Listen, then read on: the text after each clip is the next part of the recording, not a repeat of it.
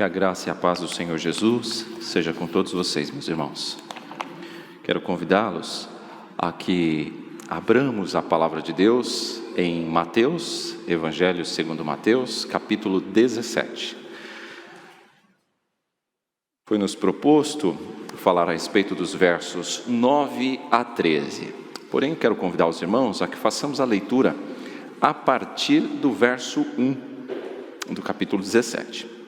Nós vamos ler do verso 1 até o 13 e peço especial atenção a partir do verso 9, que é onde vamos nos concentrar mais nessa manhã.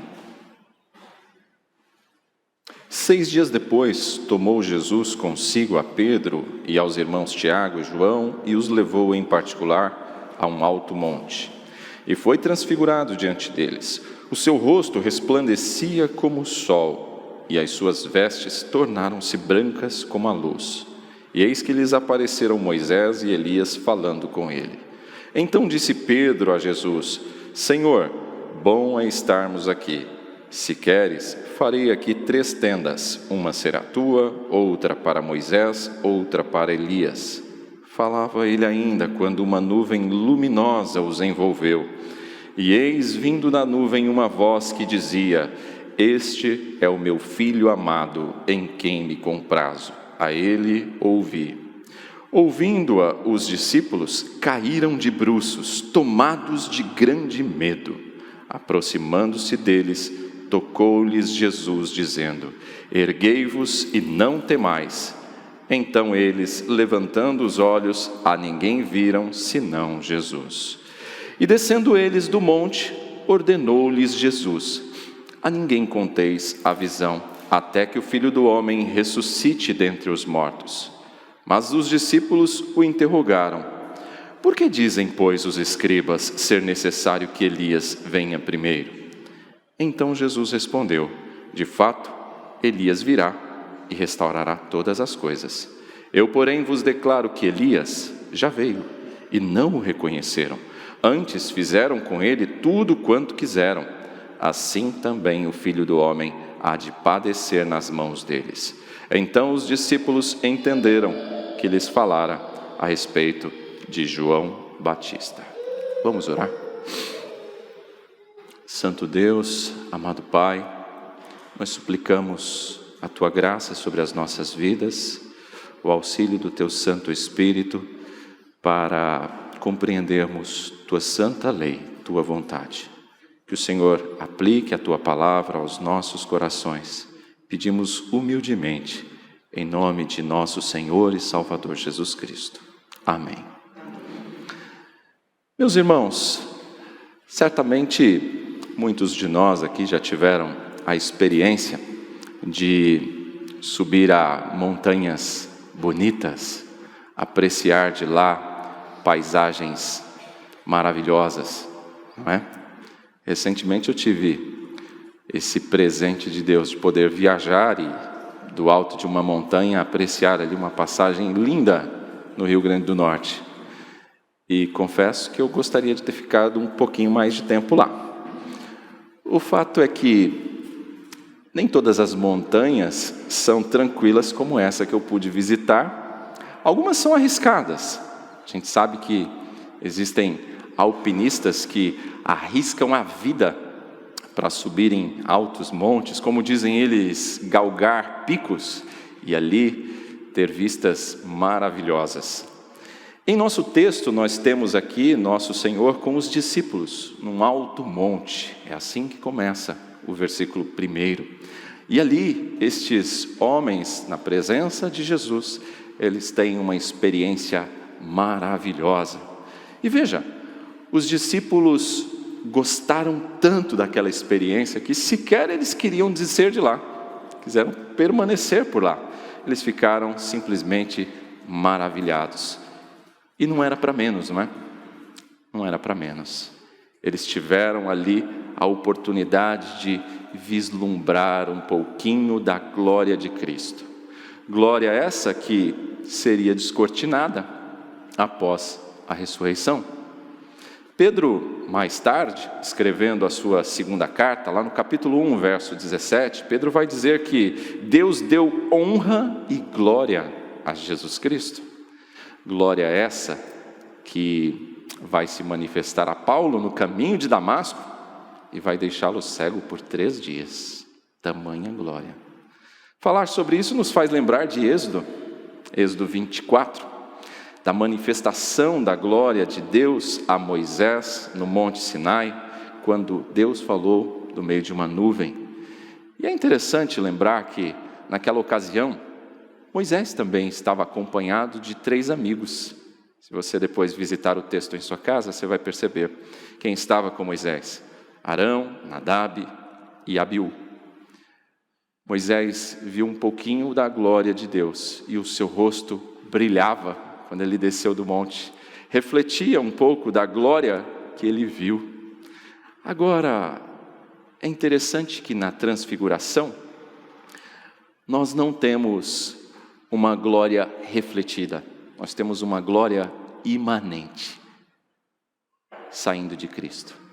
Cristo, diferentemente de Moisés, não refletia uma glória que não era dele, mas era ele mesmo, emanando desta glória. No evento da transfiguração, Deus estava mostrando para nós claramente que Jesus é o seu único Filho, o único verdadeiro, superior a todos, inclusive superior a Moisés, superior a Elias. Moisés, o representante da lei, o doador da lei, representante maior do que Elias, que foi o maior profeta do período monárquico. Veja, nós temos aqui os 2 representantes do Antigo Testamento. E aqui é importante dizer de passagem que o Antigo Testamento, todo ele, testifica a respeito de Jesus Cristo. E não é diferente com o Novo, que também fala a respeito dele. Agora, note bem que privilégio esses 2 homens tiveram, irmãos. Esses 2 servos de Deus tiveram, Moisés e Elias, de contemplar aquilo que durante muito tempo, sobre qual durante muito tempo eles falaram. Eles tiveram o privilégio que muitos outros não tiveram. Estavam diante do Cristo, cheio de glória. E aí você pode, como eu, ficar pensando assim, mas o que será que eles conversavam lá? Curioso por saber o que eles falavam ali no monte.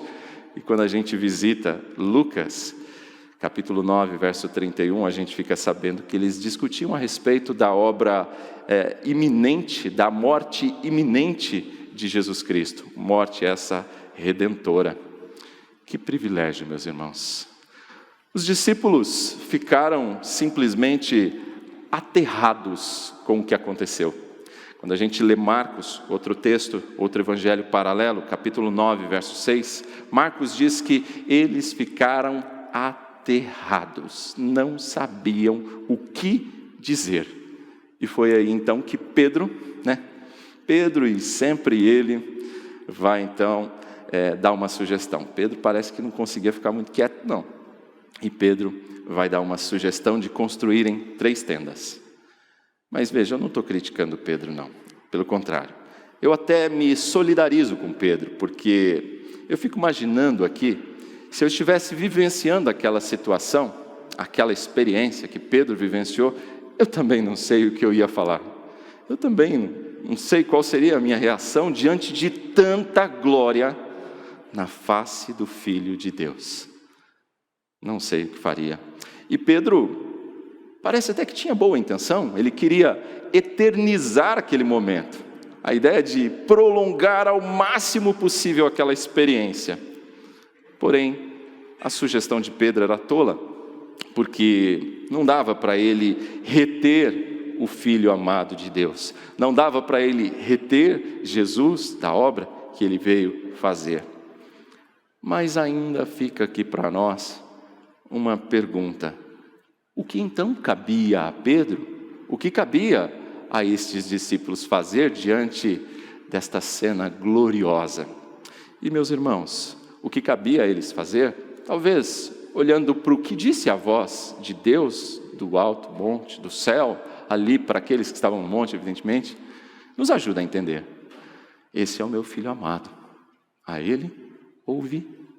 Cabia a eles ouvir atentamente. Cabia a eles obedecer, que está embutido nesta palavra, e cabia a eles, evidentemente, como cai bem a todo crente, diz o Salmo 33, cai bem louvá-lo. Cabia a Pedro quedar-se diante do Senhor e adorá-lo. Seguimos rapidamente agora ao verso 7, e ele registra para nós que Jesus aproximou-se deles e tocou-lhes, dizendo que se colocassem de pé e não temessem.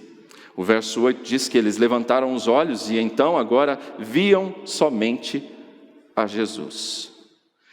Tudo isso, irmãos, me leva ao entendimento de que um bom tema para esse texto, talvez não seja a vinda de Elias. Talvez um bom tema para a gente guardar bem essa mensagem, seja nem Elias, nem João, mas sim Jesus. Nem Elias, nem João, mas sim Jesus. A grande mensagem do texto não é sobre Elias, não é sobre João Batista, mas é sobre Jesus. É sobre o Filho do Homem que Mateus quer nos falar nesta porção do Evangelho. E note que, ao encerrar aqui nos versos 7 e 8, a narrativa da transfiguração, Moisés e Elias já não estavam mais lá. Percebeu? Quando eles levantam os olhos, quem está ali? Somente Jesus. Moisés e Elias desapareceram. Permanece somente aquele que é realmente o mais importante, o desejado das nações, o autor e consumador da nossa fé, o Salvador, o Filho do Homem, Jesus. E Jesus vem ao encontro dos seus discípulos. E Jesus é quem toca os seus discípulos e manda que eles se coloquem de pé. E eles viram somente a Jesus. E sem nenhum desprezo a Moisés, Elias e aos demais servos de Deus, não precisava ver mais nada. Quem viu a Jesus, cheio de glória assim, não precisa ver mais nada. Jesus é o principal, meus irmãos. Jesus é aquele de quem o Pai diz: este é o meu Filho amado, a Ele ouve.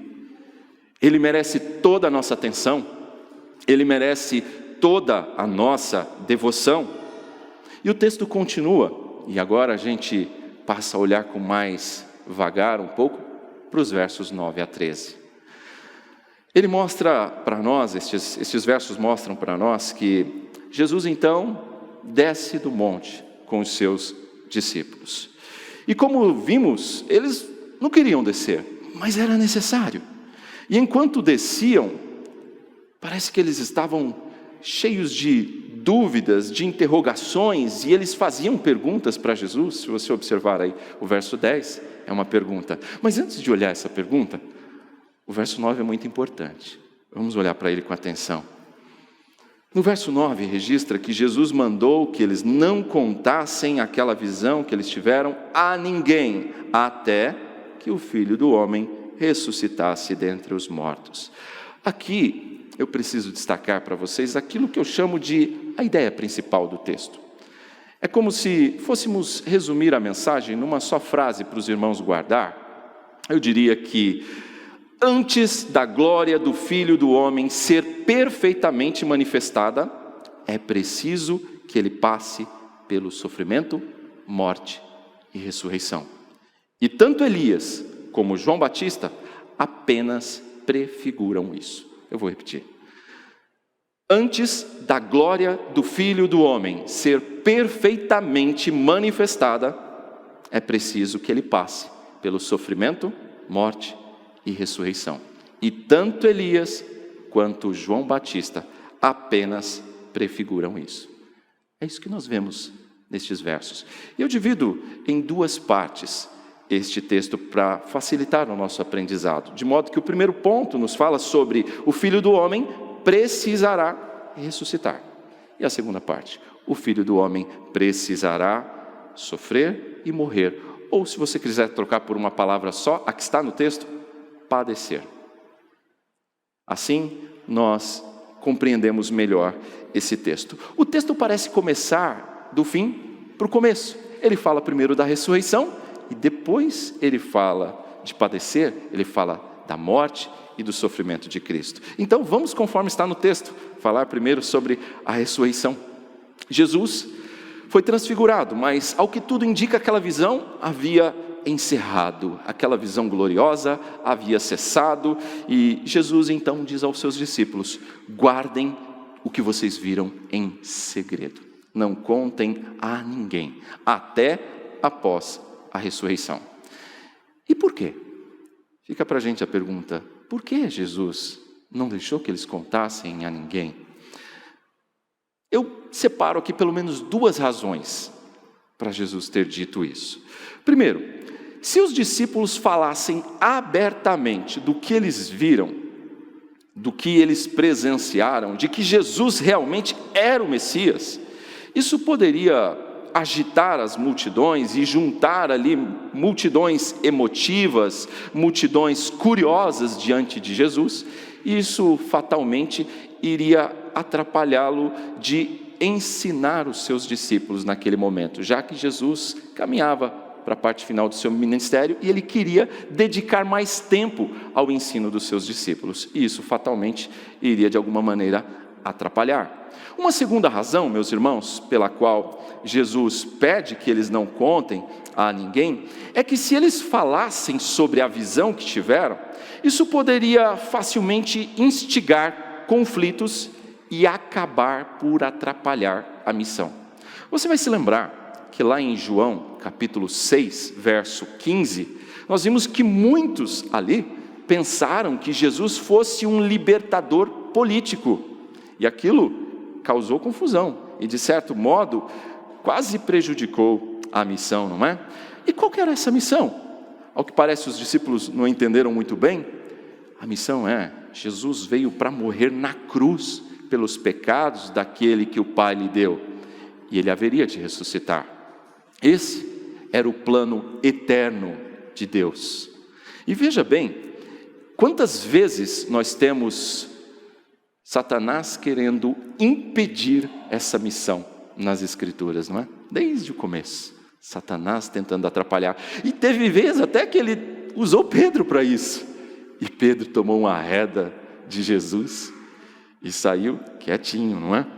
A gente vê, meus irmãos, quantas vezes o inimigo de nossas almas tentou o nosso Senhor para atrapalhar o cumprimento dessa missão. Meus irmãos, a verdade é que a cruz é necessária. Não existe salvação sem a cruz.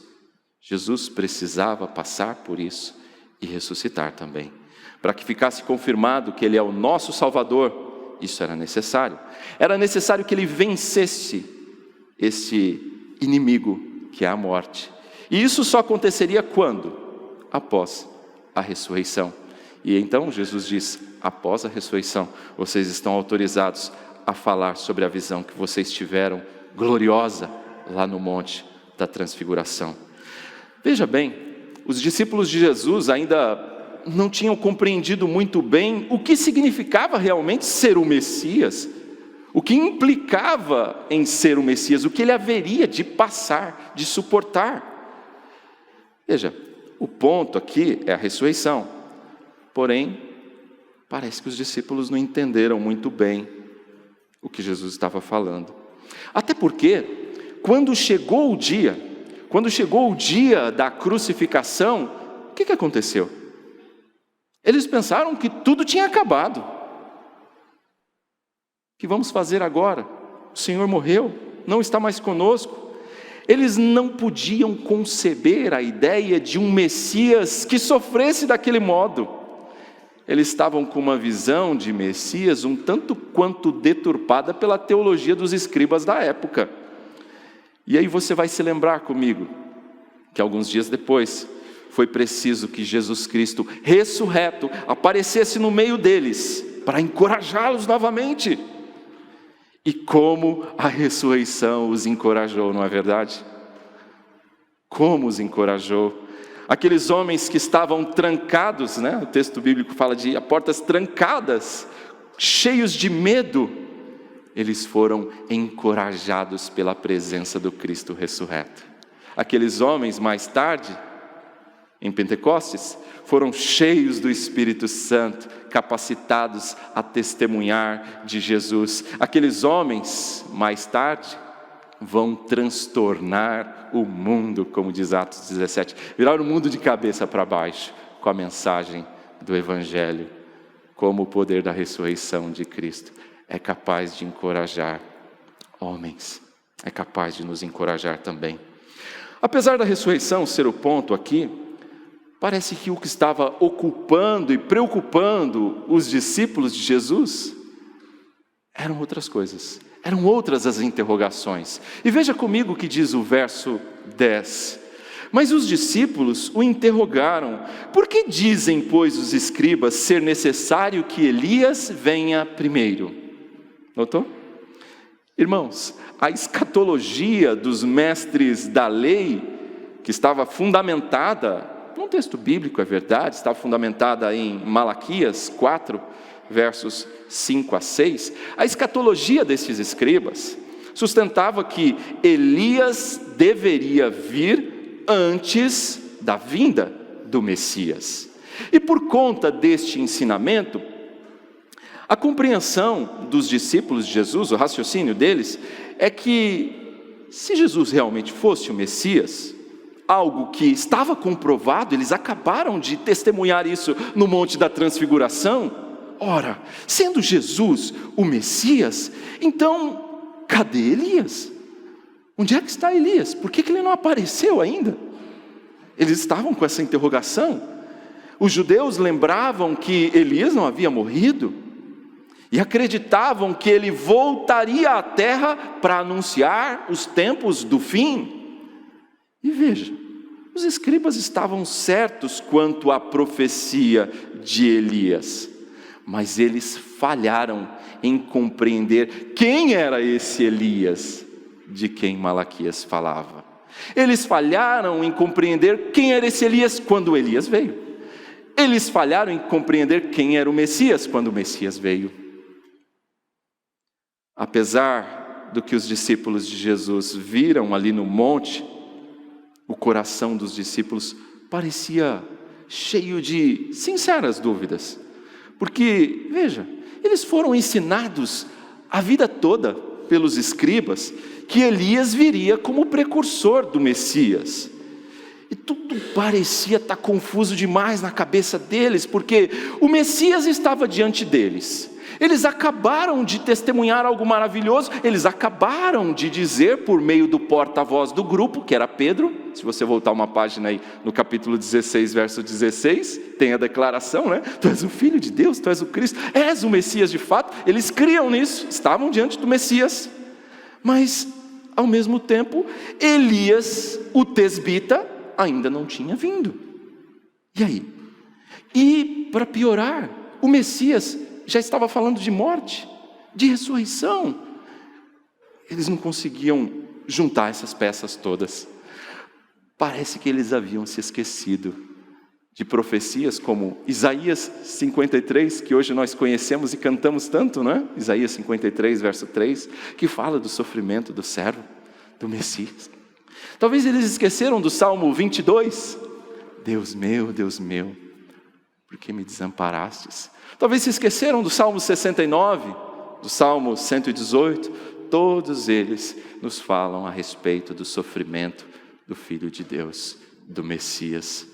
E assim, nós entramos então na segunda parte, no nosso segundo ponto. O Filho do Homem precisará padecer. Já vimos que ele fala da necessidade da ressurreição e agora da necessidade de padecer. Sei que já falamos um pouco disso, mas o texto prossegue. E como resposta, o Senhor diz no verso 11 ao 13. Acompanha comigo. Então Jesus respondeu: de fato, Elias virá e restaurará todas as coisas. Eu, porém, vos declaro que Elias já veio e não o reconheceram. Antes fizeram com ele tudo quanto quiseram. Assim também o Filho do Homem há de padecer nas mãos deles. Então os discípulos entenderam que lhes falara a respeito de João Batista. Vamos explicar melhor um pouco esse ponto aqui. A referência a Elias aqui neste texto é a alguém semelhante a ele, é alguém que vem preparar o caminho para a vinda do Messias. É alguém que, conforme diz lá em Lucas capítulo 1, salvo o melhor juízo, é o verso 17, texto lá no comecinho do Evangelho de Lucas. Veja aqui, para a gente não citar de memória. E irá diante do Senhor no espírito e poder de Elias. Esse alguém que virá no espírito e no poder de Elias é João Batista. E quem disse isso, pastor? Jesus. Se você olhar ainda no Evangelho de Mateus, algumas páginas antes, no capítulo 11, verso 14, Jesus diz isso, que esse Elias é João Batista. João é o cumprimento da profecia de Malaquias capítulo 4, verso 5, que está escrito: eis que eu vos enviarei o profeta Elias, antes que venha o grande e terrível dia do Senhor.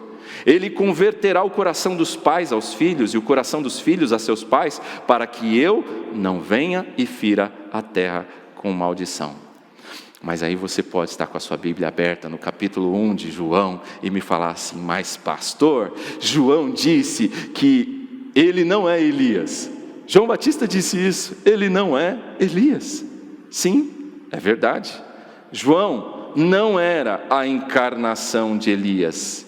Ele não era Elias de volta em carne e osso. Ele não era Elias no sentido literal, mas ele de fato cumpriu o papel, a função do profeta Elias.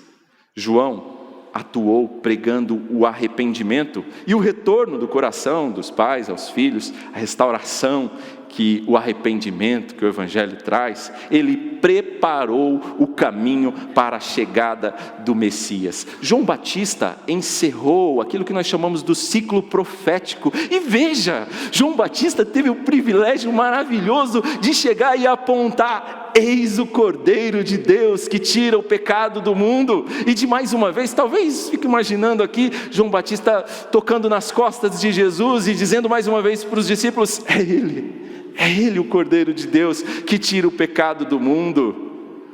João Batista teve esse privilégio. Há paralelos muito interessantes a respeito de Elias e João Batista. Você vai se lembrar que ambos se vestiam de modo semelhante, não é? Se vestiam de roupas de pelo de camelo e cinto de couro. Ambos foram rejeitados. Ambos suportaram a oposição de um rei fraco e de uma rainha ímpia.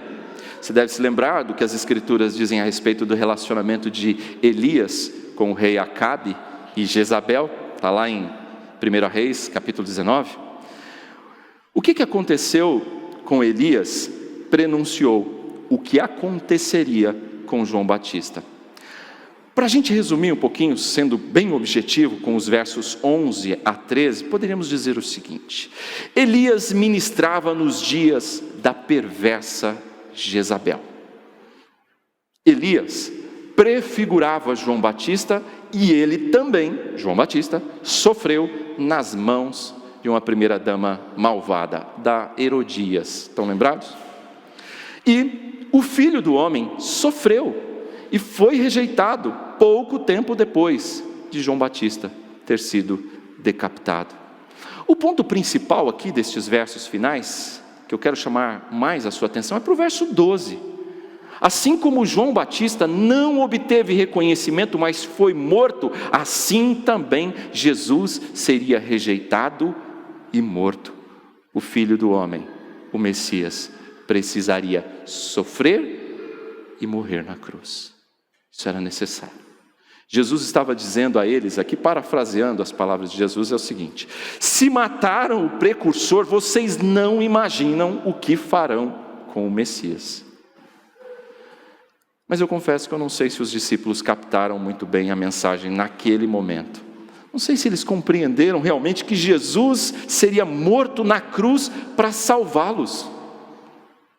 O verso 13 então encerra com a explicação de Mateus sobre o que estava acontecendo, como eles entenderam as palavras de Jesus, que realmente Jesus estava falando a respeito de João Batista.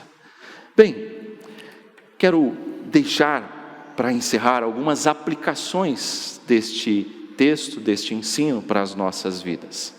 O verso 9 fala que naquele momento eles não poderiam falar a ninguém a respeito da visão do Cristo glorificado no alto daquele monte.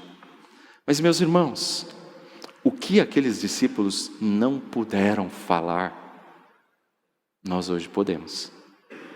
Não só podemos, mas nós hoje devemos testemunhar a respeito de Jesus Cristo. Você que já conhece a Jesus Cristo, e eu creio que seja caso, se não de todos, da maioria dos que aqui estão, você tem o privilégio e a responsabilidade de testemunhar deste Cristo cheio de glória. É nosso dever sermos testemunhas de Jesus. E que privilégio nós temos. Privilégio esse que os anjos ansiaram por ter, mas foi dado a nós. Irmãos, aqueles discípulos poderiam até fazer perguntas ou sugestões impróprias, não é? Mas é maravilhoso perceber como eles foram tomados de paixão pela obra do reino após eles testemunharem a glória de Cristo. Hoje, aqui, nós também temos do mesmo Espírito Santo. Nós temos a palavra de Deus completa. Nós experimentamos em alguma medida da glória de Cristo. Mas a pergunta que fica: por que é que às vezes nós não temos este mesmo zelo? Por que às vezes nós não temos essa mesma paixão pelo reino de Deus que esses homens tiveram?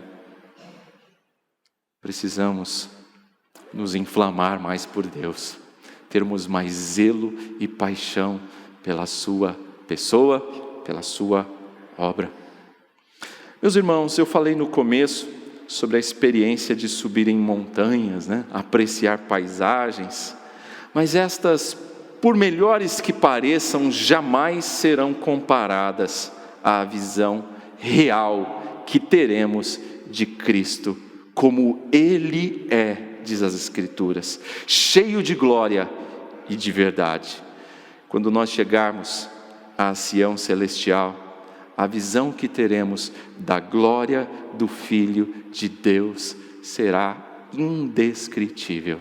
E valerá, meus irmãos, cada segundo, valerá toda a luta que passamos durante esse nosso tempo de provas, durante esse nosso tempo aqui no mundo.